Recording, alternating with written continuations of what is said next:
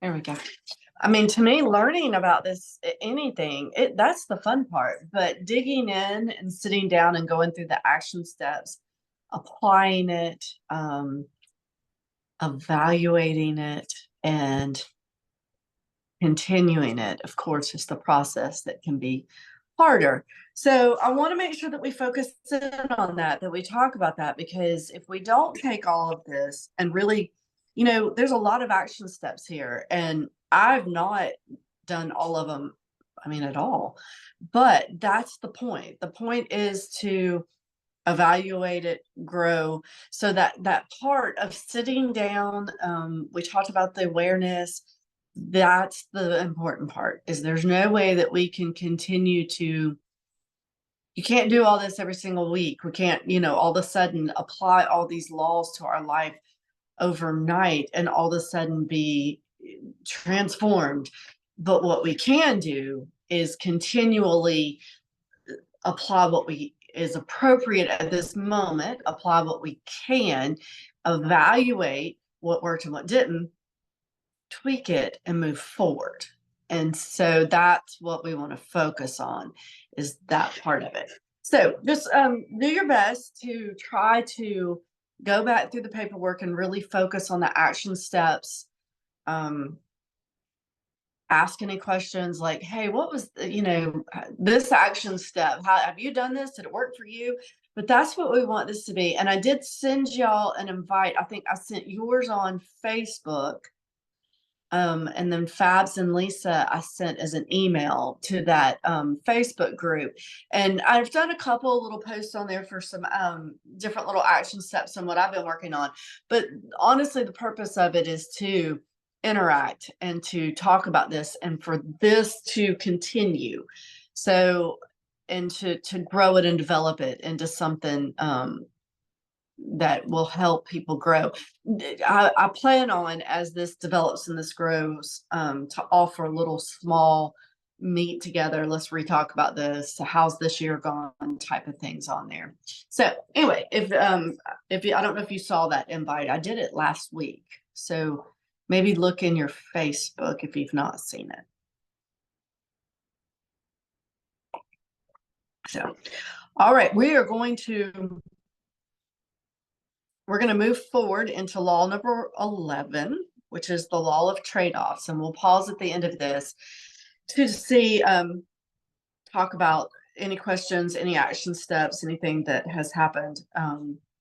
But law number 11, trade-offs. You have to give up to grow up. So I don't know about you, but I just honestly, I'm in the middle of one of these right now. So I'm trying to figure out, my kids are graduating. I've got one graduating college, one that'll be coming up graduating college. Just different kind of changes, things going on, transitions. And I'm trying to evaluate the things that I'm doing that I've always done, or that I really, and some that I really, really love about my life, things that I love doing, and coming up with what I need to continue and what I might need to remove in order to allow for some space for some new. And this can be so hard. People can cling to an unsatisfactory way of life rather than change in order to get something better for fear of getting something worse. Eric Hoffer. And that's actually one of those typos. I added the word of in there. I think this is where I stand. It's really hard to figure out these trade-offs. Like, which one, what should I trade off? What shouldn't I trade off? I mean, like, what is, like, where's this trade-off's not worth it to me? This can be career, it can be family, or it can be both. I mean, it can affect both. So we have to just decide where we want to do this. Achieving the American dream has to do with being more motivated by the possibility of success than by the fear of failure. So Do you have any of these trade-offs in your life? How do we decide? So that's the question we want to answer today, is how do we decide what trade-offs are important, what ones will benefit us, which ones are not worth it? What do we do with that? John Maxwell told a story of a guy, he was a corporate vice president. He had very young worked his way up in a corporation and became the corporate vice president, but his goal in life had always been to be president. Where he was, the corporate that he was in, he would never be able to, the corporation he was in, he would never be able to be president of it. And that was a lifelong goal for him. So he had to decide. He was in a good position. He had a great paying job. Do I want to trade off this position to become a president of a corporation, or do I stay here? Like, what is the trade-off? Because that's a hard trade-off. Like, which one is really more important at this point? He did decide that he wanted to become the president. And to be honest with you, he was in such a good position that the corporation he was in had a second division, and they were like, go here. And so he had to become basically a burger flipper to do that. He had to start from the bottom of the company and work his way up. So he went from corporate vice president to burger flipper. And sometimes you have to give up to grow up. He did work his way up within the company very quickly, and did become the president of that division of that company. So it did work out for him. But we have to think the truth about trade-offs. Is this something that is worth it to me? So how do we decide that? The best way to start to decide that is to understand more of exactly what a trade-off is, what it looks like. So trade-offs, they're available to us throughout life. Some of them we never notice, some of them we never think about, some of them we're not willing to do, but they're always there. So unsuccessful people make bad trade-offs. Average people make few trade-offs, and successful people make good trade-offs. We must learn to see trade-offs as an opportunity to grow. So when we're thinking about a trade-off, do we do it or do we don't? Start with the whole old list. What are the pluses and minuses of this trade-off for me? Like, are there pluses? Are there minuses? Which one outweighs it? If you decide to do this trade-off, will you go through the process or will you grow through the process? So if we do decide to partake in a trade-off, there's no way that we can do that without it changing us.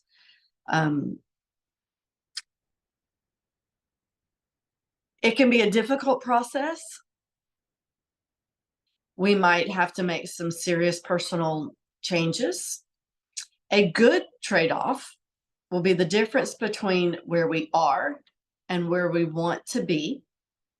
And that is created by changes that we are willing to make in our life.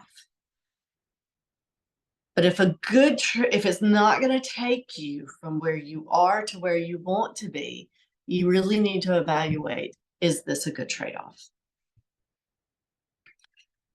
The bad part, or the unfortunate part, is a lot of times, even on a good trade-off, such as the gentleman that wanted to become president in his corporation, the losses of a trade-off are normally felt long before the gains.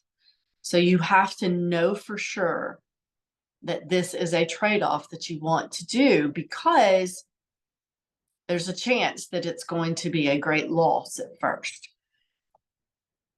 Most trade-offs can be made at any time.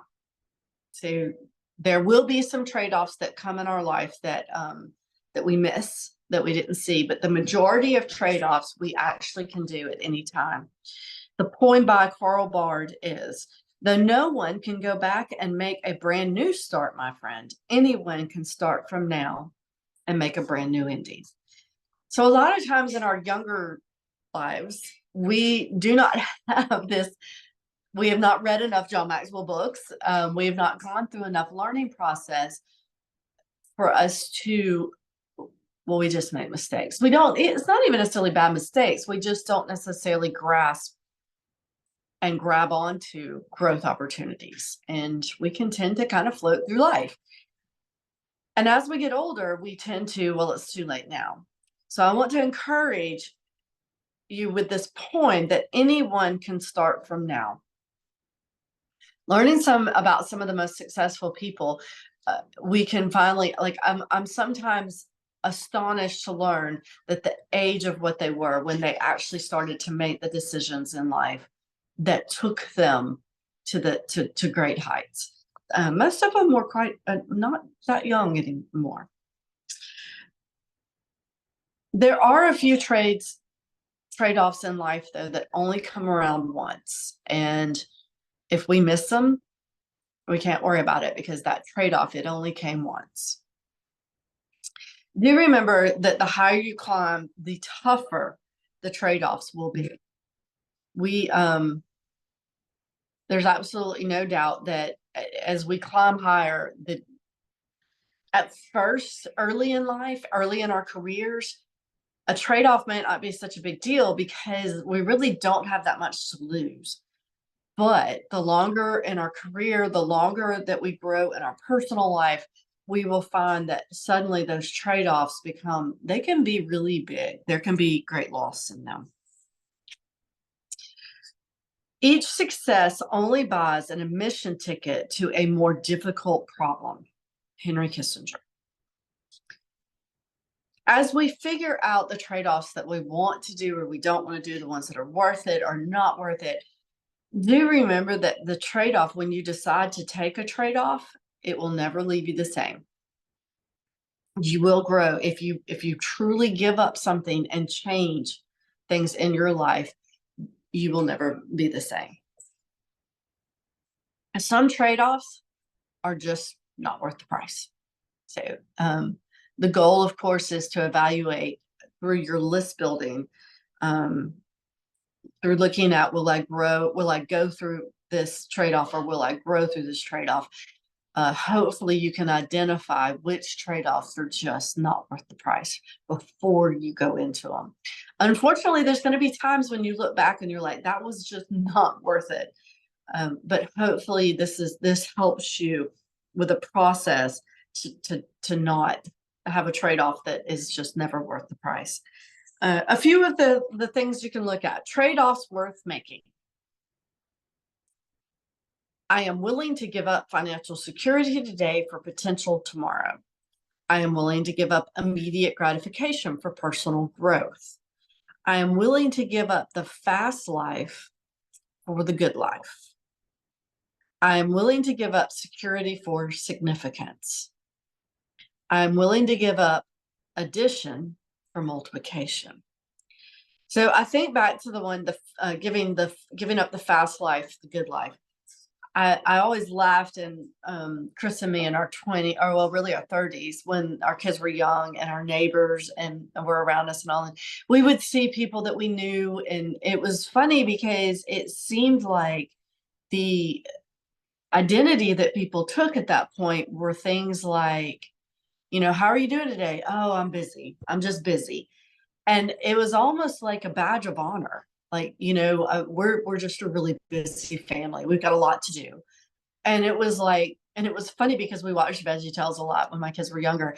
And there was one that was like where they met. It was the Good Samaritan story. And when they met up with everybody would sing, I'm busy, busy, dreadfully busy. And I just laughed because I thought to myself, busy isn't everything.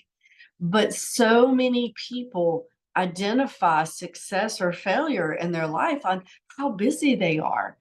And, sometimes I would want to say to them when I would meet them, and they would be like, well, we're just so busy. We're just too busy to do this or too busy to do that. And I'm like, well, maybe you ought to slow down. I mean, like, maybe you don't have to be at every soccer field. I mean, like, maybe it's not everything to be involved in everything. Sometimes the right thing to do is to say no And that might be a trade-off right there. I will give up security for significance. I again want to mention, I've mentioned this before, actually, it was in our first meeting. We tend to do things, actually, it's a good thing. Like, it's a goal to have a sense of security, whether it be financial security, whether or not we prepare ahead for the seasons, whether or not, I mean, those are good things to plan in life, and it gives us a sense of security.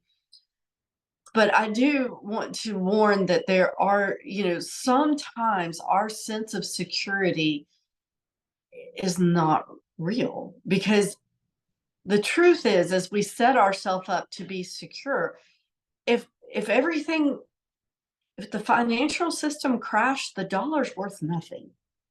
So we think we have ourselves set up, but our true security always comes from God. So remembering that can help us sometimes let go of some things in order to grow in some things. And then the idea of addition versus multiplication, financially speaking, that is a wonderful concept to learn, and it applies in our activities and our daily life as well. What are things that we can do? This goes back to the systems process. What are things that we can do, some trade-offs that we can make, that maybe we shouldn't be the one doing this? Maybe we should find somebody else to do it. Maybe we need to learn to multiply ourselves. All right, some action steps. The most important one here, that there's 3 action steps, but the most important one on here that I would encourage you to start with is to take the list that we just went through, the 1 through 5, and turn those into like questions to yourself, and start there, as far as thinking through these trade-offs. Like, is there things, start by using the list above and think about worthwhile trade-offs that you have made in the past, ones that you might regret that you did. Also consider what might be needed for you to reach your potential, and what you might need to give up in order to do that. So this is a great place to start. And to be honest with you, evaluating ones that you have done that you thought like, I really don't want to give this up, but then you did, and you realized things were better. Or things that you gave up, you're like, I really wish I would not have given that up. Could be a good place for you to start, to put your values in place in order to determine your trade-offs. Like, what is it that you really, that's worth it to you? All right, so I do encourage you this week to do that. Now, let's pause here. And any questions, Linda? Any blanks that you missed?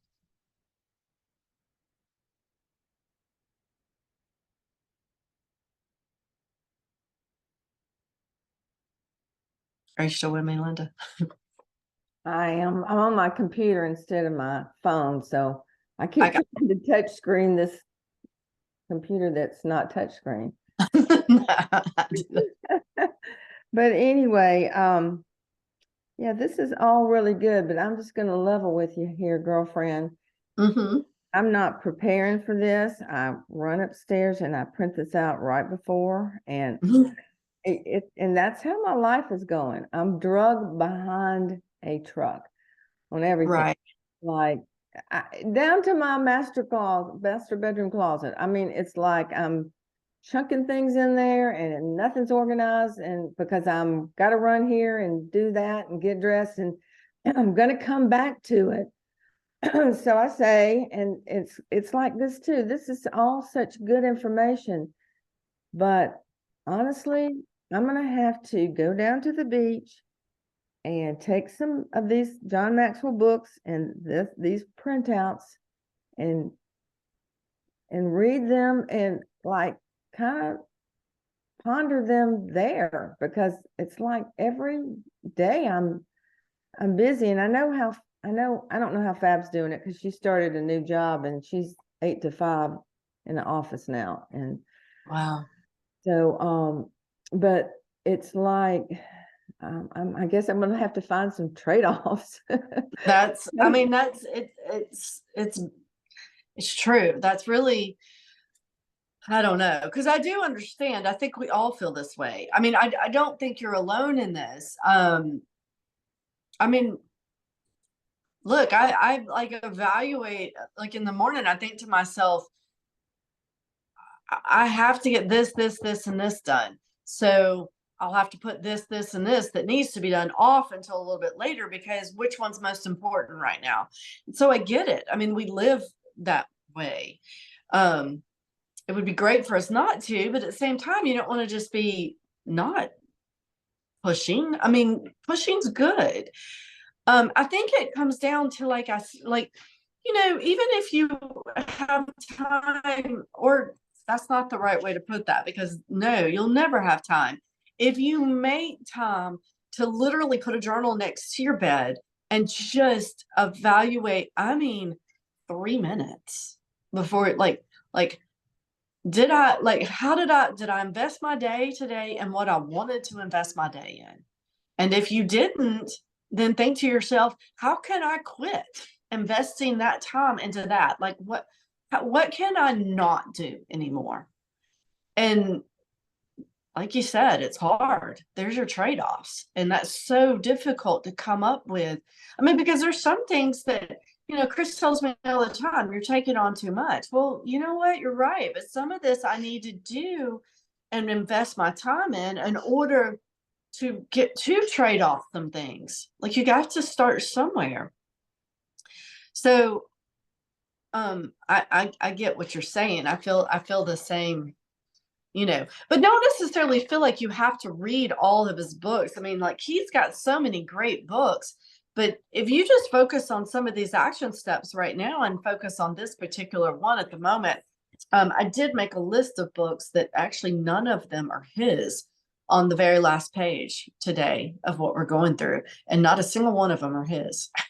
They're all books that he recommends, though, that he gleaned his information from. So that's an interesting spot, but Yeah, I agree with you. I have two of those books already that I just haven't read, but right. what I I tend to realized do is that I'm just behind. Like, I had to do my taxes yesterday, and then people in in real estate, I had scheduled to stage this and that, but now so and so scheduled the maid in, and now I've got to put it off, and then I've got to depend on Fab to help me. I mean, things are out of my control, but it's because I've waited to the last minute also. You know what? I mean, I don't know how to catch up. No, I hear you. It's hard. I mean, I get it. It's hard. Yes. And I don't know. I don't have that perfect answer for you, other than, like you said, I mean, like, the waiting to the last minute. Well, you're like, well, yeah. Like, there's so many people in my class at Highlands College that they, like, have there's four of us in my particular class, and two of them, they have, like, all their stuff done. Like, the semester ends in December. Anything assignment on there that's been opened, they've done it. Like, they've written the papers, and then there's two of us, Jason and me, that are like, well, that's great for you, but I just have to get through this week. I mean, I can't. And they're like, oh, well, we did it yesterday, or we did it like, I mean, there's some of them, they've already written, they, like, looked up what was going to be due from last year. And I'm like, yeah, no, that's not. So, I mean, I think you're right. I do want to encourage you to maybe try to, if you are able to sit down and give it the 5 minutes to schedule the most important things that need to be done specifically that day. And then the other thing that I would suggest on this, that is, and the reason I have these suggestions is because I have to do this, because I'm struggling with these same things you're saying. Like, literally, I'm like, okay, before I start the Zoom this morning, I've got 10 minutes to go over this. I've got 10 minutes to clean up this because after the Zoom, everybody's going to be, I've got an hour and a half before people are going to be arriving to get the food out. I mean, I get it. I mean, that's how. So, one of the things I did that has helped me is what I call block timing. And I literally will put aside, like, I plan my day where I'm like, I want to get all of these things done before 10. And then at 10 o'clock, I look at what I've gotten done. And I mean, when I say look at it, I don't mean I go sit down, get my papers out, and I know, I think to myself, I have a little checklist. And I'm like, okay, well, this is what I didn't get done in this time frame. So this one has to be done. So I'm going to put it in this time frame. And then I look at what I wanted to get done between 10 and 12. And that 10 and 12 time slot, I focus in on those things. And then the other thing is that, and this is probably what you and I do too, the same, is I'm like, I can get that done in 15 minutes. Well, you know what? That's not true. It's going to take me 30. And so we talked about it a couple of weeks ago. If you start doubling your time, I think it's going to take me 15 and instead set aside 30. You will suddenly start finding yourself getting your things. You will start getting things done because you're becoming more realistic instead of, because you and me, oh, I can get all that done. I mean, that's not a problem. Yeah, no, we can't. We can't. And so doubling your time will, on your schedule, it can help. And then eventually, and you're like, yeah, but I don't have that time. And like, okay, I hear you. That's me. So start putting it in your calendar. And then when there's not that time, you have to just learn to say, no, that's not going to happen that day. And you're like, well, I don't know if I can. Well, you have to. I mean, because it's not going to happen that day. So anyway, that's my best. And as I say these things, please know, as I have my little schedule sitting right here, that I never accomplish what I never stick to it, but it helps me improve it. It helps me get a little better at it, is the thing that I can say to it. All right. Does that help at all? Yes, that's good. And that's what I need, Rhonda. I need that coaching. Okay. Well, that's the things I can tell you, that those are the things that I do towards it.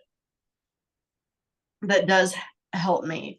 And I also will tell you that's kind of the purpose of the group on Facebook, is those are the things, like, we're going through the material here, but the whole purpose of the mastermind is to get you the material and then continue to support.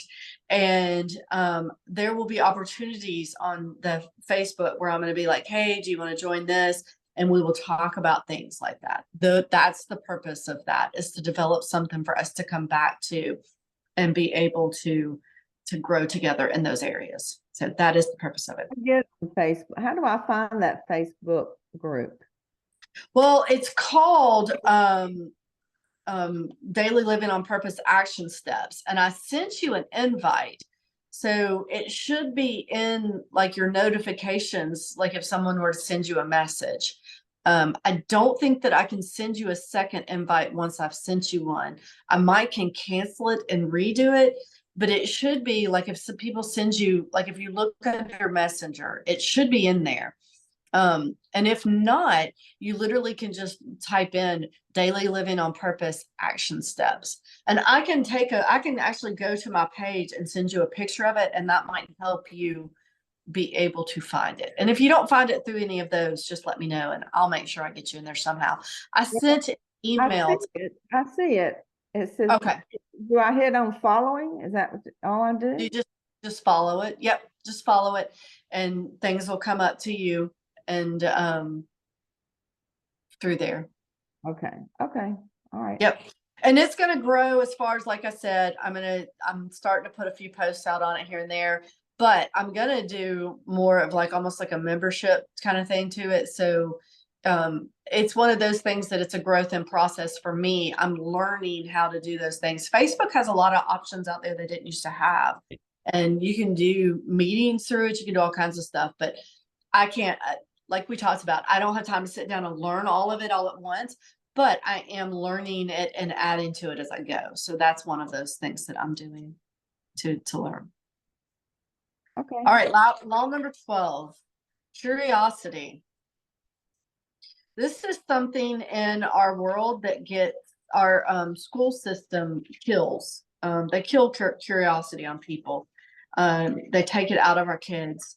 And, you know, we take it out of our kids too when we say, you ask so many questions, don't ask any more questions. And we don't mean to. It's just sometimes it can be a little overwhelming. Sometimes you're just like, just stop asking questions. Let's just get this done. But curiosity is something that helps us continue to grow. So growth is stimulated by asking why. I have this in me to the core, probably to my detriment sometimes. There's very few things that happen that I don't say, well, why does that happen? Like, why are we doing it this way? And it doesn't even mean that I'm asking, why are we doing it this way because I don't like it. It's just, if I know the why behind it, it makes it easier for me to stick to the do it this way part. When I have people come work in my barn, when I have people come do the trauma therapy lessons, and I'm teaching them how to ride the horse, or how to you know, literally there's a process when you're cleaning the horse's feet that you do the left one, the left front, then the left back, then the right front, and the right back. Well, why? I mean, like, why does that matter? Do you have to do it that way? No, you don't. Why do I do it that way? Because if you do it that way every single time with the horse, then when you come to that foot, instead of you having to bend down and pull the foot up, they know what you're doing and they lift their foot up. It makes your life easier. That's the why. So when I'm teaching people things, I teach the why, because if you know the why, you're a whole lot more likely to do it. So ask why. There's nothing wrong with asking why. Some men see things as they are and ask why. Others dream things that never were and ask why not. So where does curiosity come from? And this is part of what I changed in the other one, that the believe in your that you could be curious is supposed to be number one. But I fixed all that on the new printout, but it does not really change your printout, so I would not worry about it. So number one, how to cultivate curiosity is believe that you can be curious. Believe it's okay to want to know why. There's nothing wrong with it. Our society kind of tells us, well, that's just how we've always done it. Well, I mean, that's like one of the most growth stifling concepts that's out there, is like, well, you know, if it ain't fixed, you know, don't break it. And I've heard myself say that, you know, if it's not broken, just leave it alone. Don't fix it. Well, that's not really a growth mindset. The single greatest difference between curious, growing people and those who aren't is the belief that you can learn, grow, and change. So have a beginner's mindset. Think about something that you first start doing that excites you. That beginner's mindset helps you to grow. It helps you to learn. You want to figure out all of it. Maintaining that beginner's mindset is what can help us continue to grow. If your attitude is that of a beginner, you have no image to uphold. You have a desire to learn that is stronger than your concern of how you look.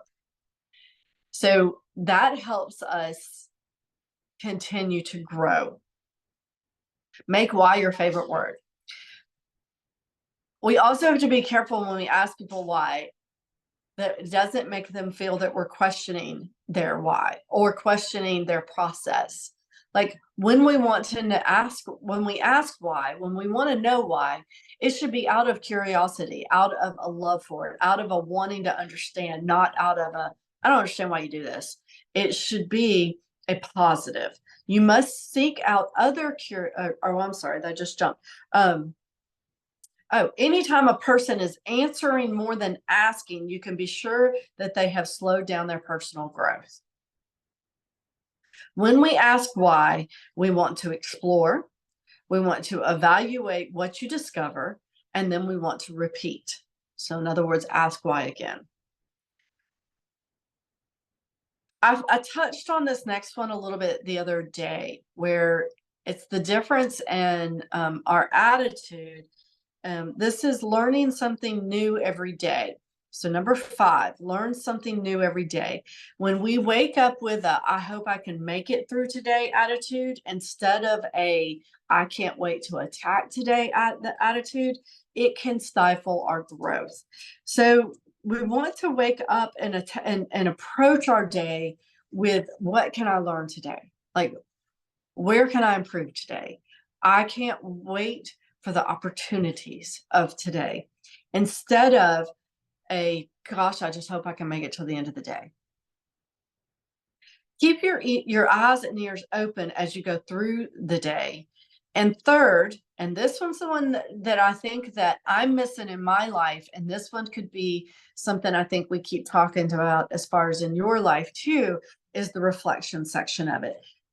Experience is not the best teacher. Evaluated experience is the best teacher. So if we do not stop at the end of the day and take a moment to think about all the things that we ran through that day too fast, and think to ourselves, one, which of these activities that I just pushed and we did today do I not need to do anymore? Which of these activities do I need to find somebody else to do it for me?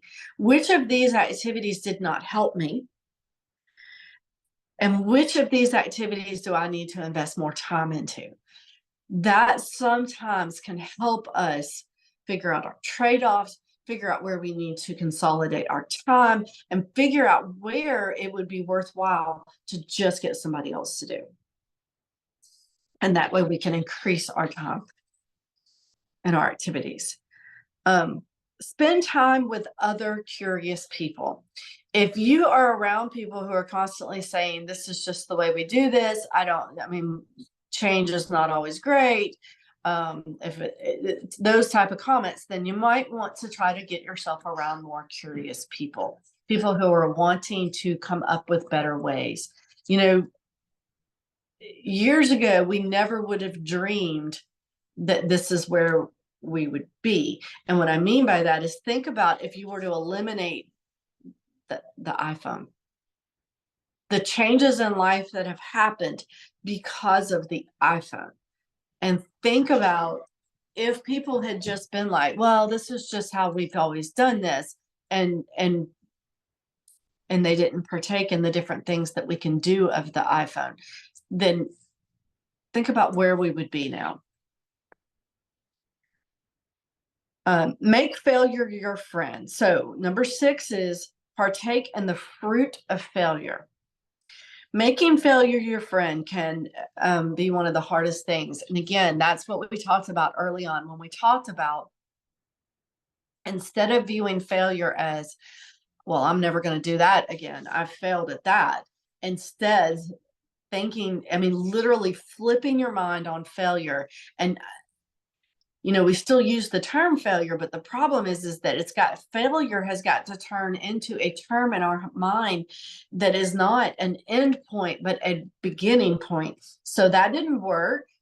So how can I do it better? That didn't work. So what did I do that why didn't it work? Is this something I don't need to try again, or do I need to try it different? Failure shouldn't be the end. It should be an opportunity to learn. So we have to change our mindset around failure. We also, when we change our mindset, what that does for you is it allows you to fail fast, learn fast, and you get to try again fast. That leads to growth and future success. There is the most successful people in life. We see their success. What we don't see is their failures. So learning more about them and digging in where we can actually see some of their failures can help us to not get discouraged when we try to do new things and we do fail, because we have to realize that they were not successful until they failed.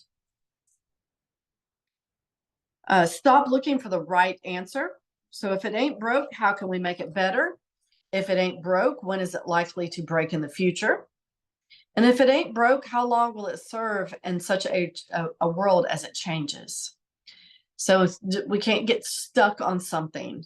We have to continue to grow. And then I love this one. Number 8 is get over yourself. Richard Thalheimer, founder of Sharper Image, says that it's better to look uninformed than to be uninformed. Curb your ego and keep asking questions. So there's a lot of times when we finally decide that we're more worried about actually growing than how we look, that's when it can launch us forward.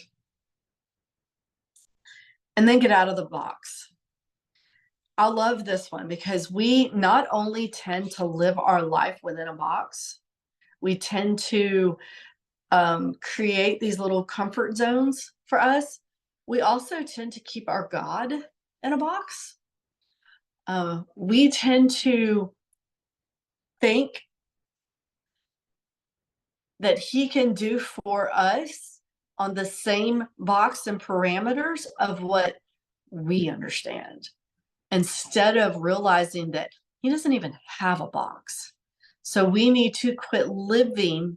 We need to quit putting him in a box, and we need to quit living like we're in that box, because he breaks all boundaries. Our author Brian Klimmer says, one of the keys to abundance is having a solution-oriented mindset. The average person thinks of himself as positive, but he's not solution-oriented. So just because we think that we have a positive outlook on life doesn't mean that we are a solution-oriented person. When average people ask themselves, can I do this? They base it on the circumstances that they see. We base it on what we understand. And what we don't understand is that as we talked about the law of the ladder, as we start to open our vision up and we start to be able to get up rungs of the ladder because we had strengthened ourselves as an individual, that as we go up that ladder, what we can see, our vision, our point of view comes from an entirely different place. So we just need to learn that an abundant thinker asks different questions. As we get up the ladder, we see something, oh, wow, we never saw this from here. Well, no, because we didn't even try to climb the ladder. We just were sticking where we were. And then number 10, just enjoy your life. Like, we're here and we're going to live it. So we really might as well enjoy it. Just enjoy it. I believe it honors God when we enjoy life and live it well. John Maxwell. So this last little section we're going to skip. It's really just it's just a little story about a guy. And I mean, I can just give you kind of the short synopsis of it because I don't want to push this over on time. But essentially, it was a guy that was extremely extremely successful. And he was successful at everything he did. He was successful in the arts. He was successful at math. He was successful at science. He was successful at speaking. Anything he did, he was successful at it. And it's not because he had some high IQ. It's not because he was incredible. It was because curiosity drove him forward. Anything that came about, he decided he wanted to learn everything he could about it. He wanted to learn why people were successful, how they were successful. And he then took that and applied it to his life. And he was honestly just successful at everything he did. All right, so the action steps, again, are these statements that we've just made. Turn them into questions so that you can think about, are we, curiosity focused, or are we, this is how I've always done it, this works, so leave it alone focused? And again, I encourage you, maybe we should both go to the beach and sit and go through these questions together. Would be a fun trip, or the mountains. Who knows? All right. Okay, Linda, any questions, any blanks that you missed? Yes. Okay, so I missed number 1. That's okay. Believe you can be curious. All right, and number 2. Have a beginner's mindset. All right, and then number 3, the very last one, discover, and then there's a blank. Repeat. Oh. Okay. All right, that did it. Okay. All righty. I think the curiosity one can be kind of a hard one, because we think to ourselves that we are that kind of person. And then when we really sit down and think about it, it's like, maybe I'm kind of that kind of person, but maybe not as much that person as I think I am. All right. Law of modeling. Law number 13. It's hard to improve when you have no one but yourself to follow.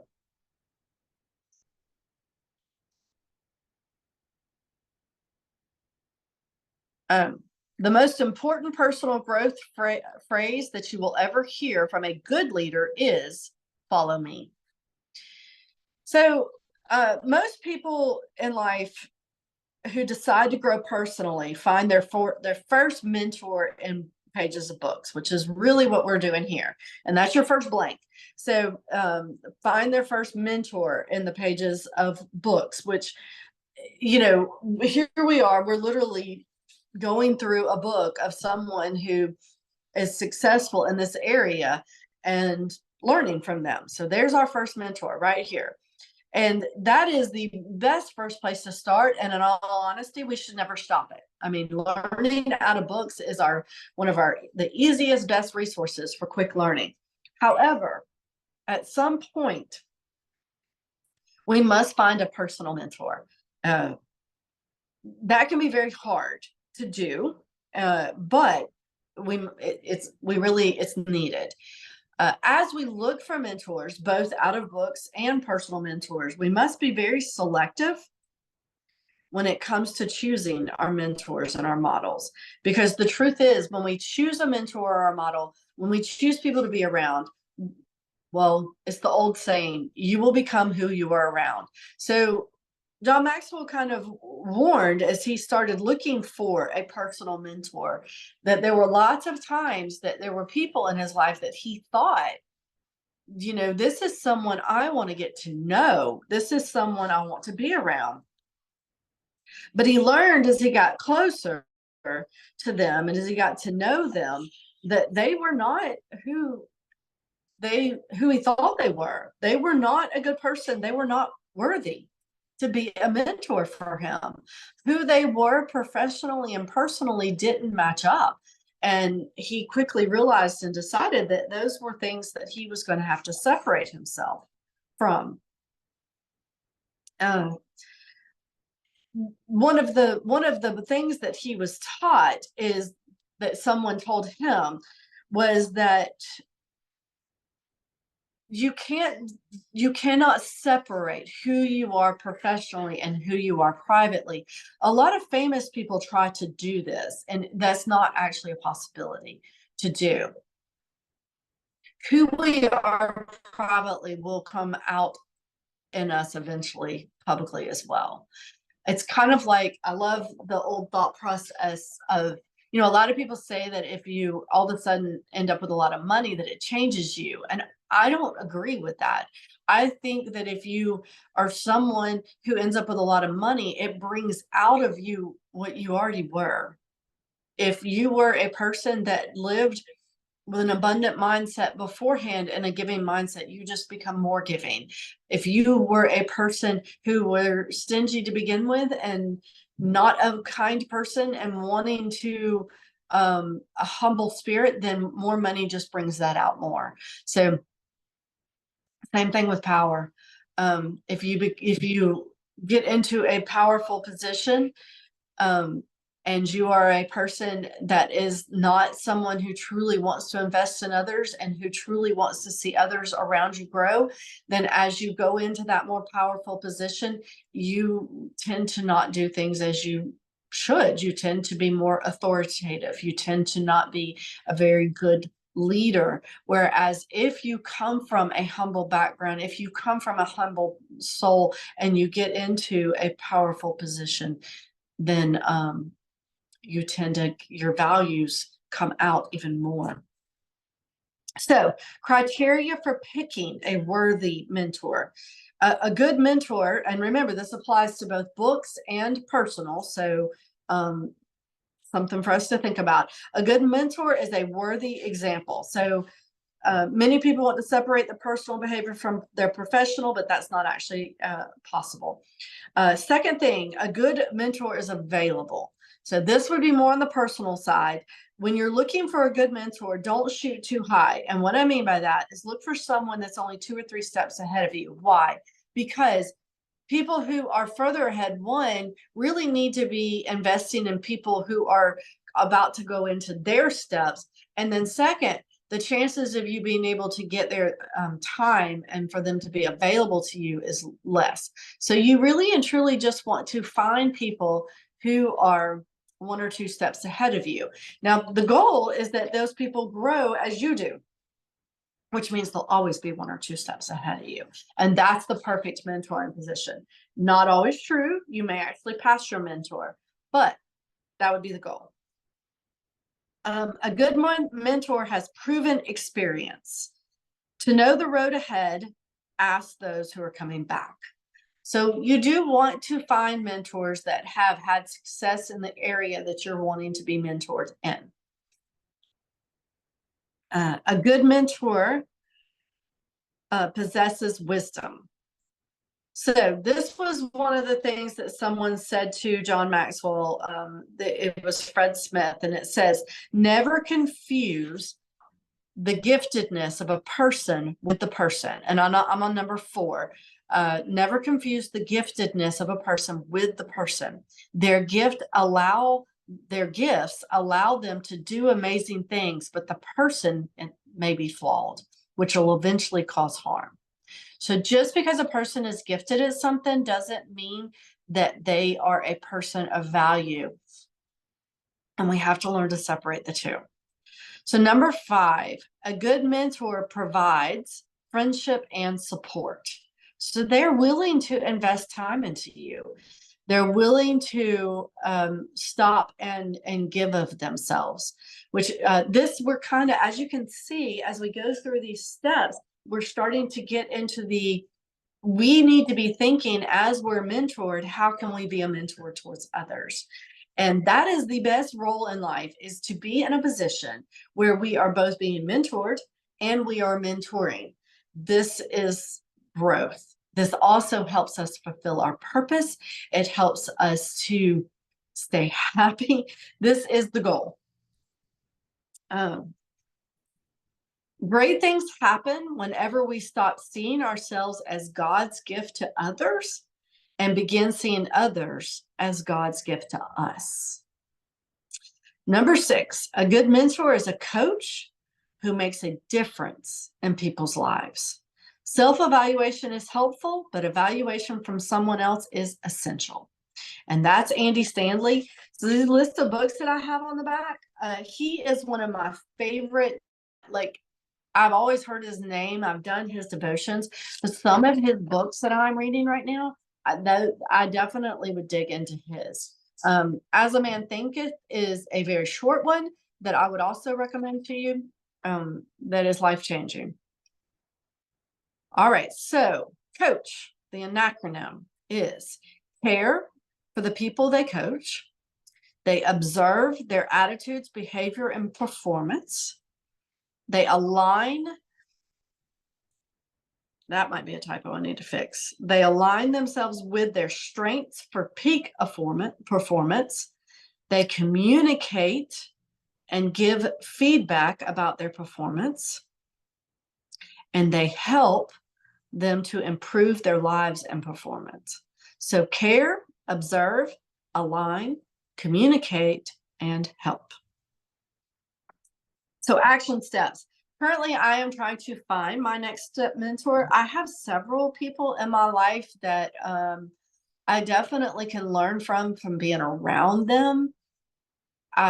Especially in Highlands College evening program, there's no doubt that there's lots of people that that just even being around them, I can grow, but I don't have a personal mentor right now that feeds back into me.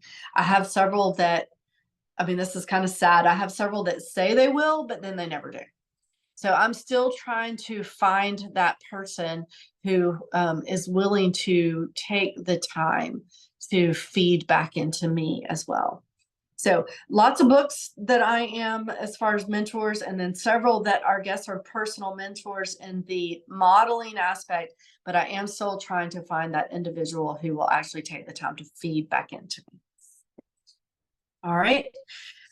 It is 7:58. We did pretty good. Any thoughts around that one? Well, I need some blanks again. Okay. Yeah, I went. Give them to me. I got it. Most people who decide to grow personally, that first or that line at the beginning, find their first blank in the pages of books. Mentor. Okay. All right. Is that the only one? And then number 6, a good mentor is a coach who makes a difference. Yeah. And I think my favorite statement on here was the never confuse the giftedness of a person with the person. Their gifts allow them to do amazing things, but the person may be flawed, which will eventually cause harm.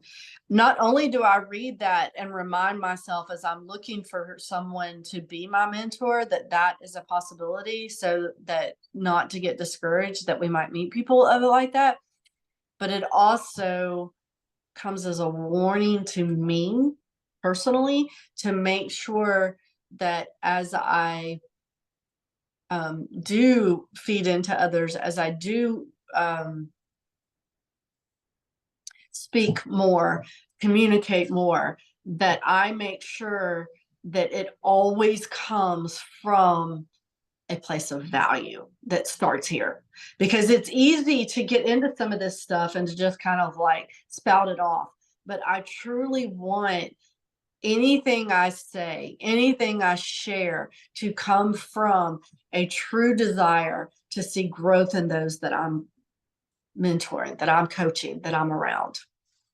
So I take it also as a warning, if that makes any sense. It does. Any other thoughts? No, but I'm going to name you my mentor. Do I now? I'm sorry. Your name. I think I'm going to name you my mentor. Well, I would love it. So absolutely. I'm not sure that I'm too. So to be honest with you, I think that I can probably be your mentor in some areas, but at the same time, I might be 2 or 3 steps ahead of you in some areas. But I've known you for a long time, and there are several areas in life that you're 2 or 3 steps ahead of me. So that's kind of the really neat thing, I think, is that being able to, we need to do this together. Like, we never do this alone. God did not make us to do this alone. So I think it's really cool that some of the best ways to do mentorship is to be like, you and I meet, and okay, and I have questions. All right, so like under number 1 action steps, before meeting with a mentor, come prepared. That should be prepared. So I really typed this quick, and I'm going to go through and I'll, because that's even one I did not fix. Prepared with 3 to 5 thoughtful questions.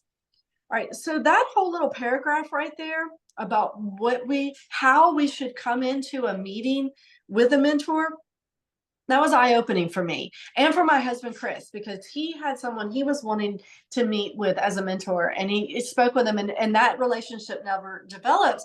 And I asked him, I said, did you do these things? And he was like, well, no. And I was like, well, guess what? as a mentee, this is our role. We are to come to the meeting with this.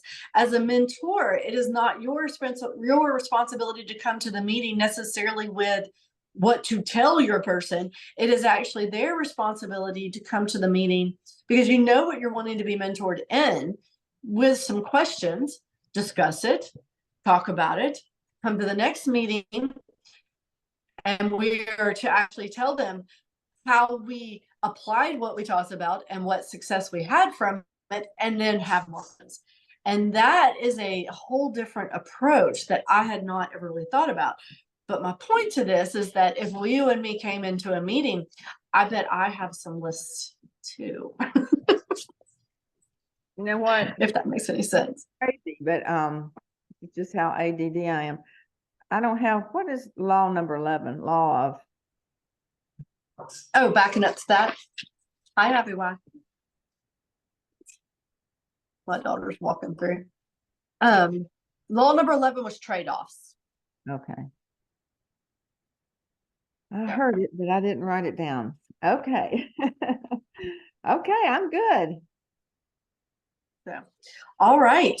Well, I will send these out, and I'm going to make some of these corrections on here too, because I'm finding them as I go through here.